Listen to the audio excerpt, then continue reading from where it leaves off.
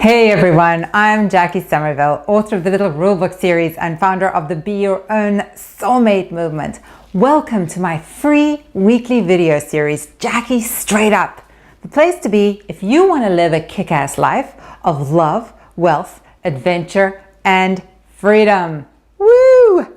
So, after making last week's video about the science of happiness, I realized that a follow-up video was necessary, and here's why.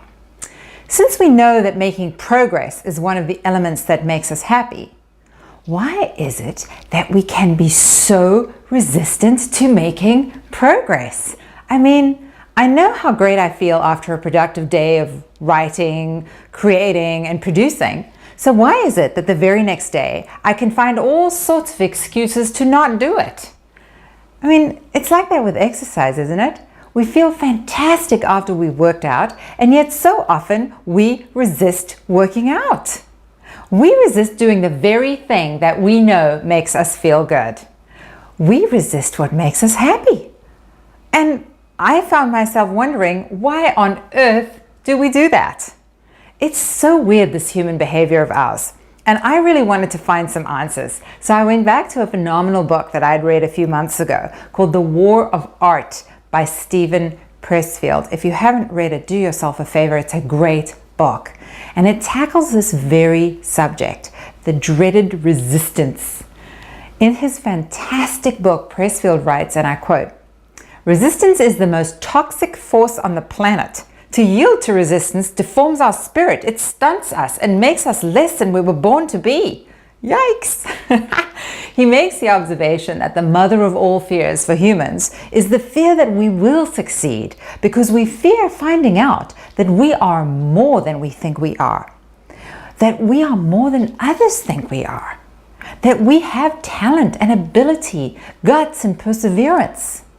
We know that if we embrace those things, we'd have to prove worthy of them, and that scares us to death. So we procrastinate, we find excuses, we create drama, and we put off making the kind of progress that we know will make us happy.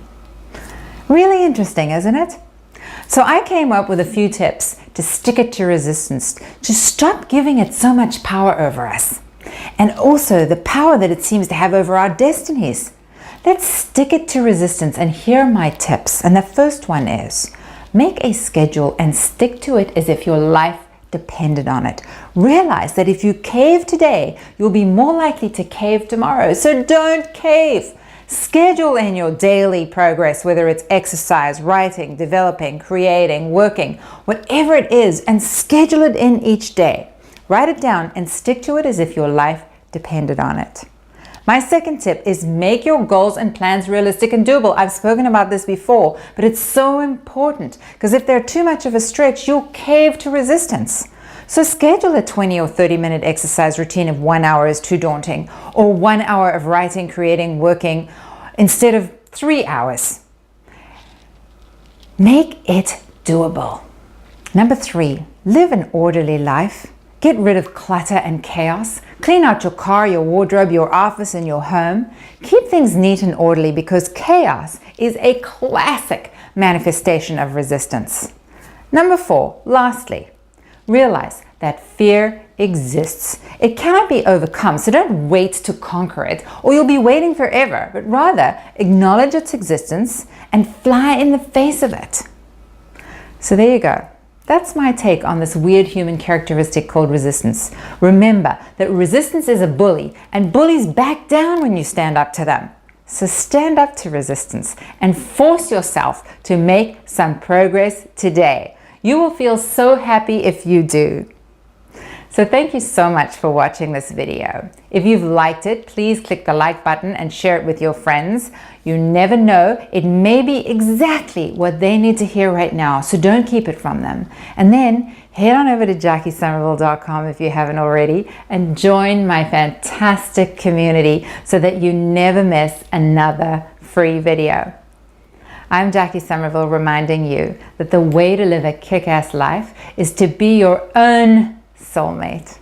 Thank you so much for watching, and I will see you next time. Bye.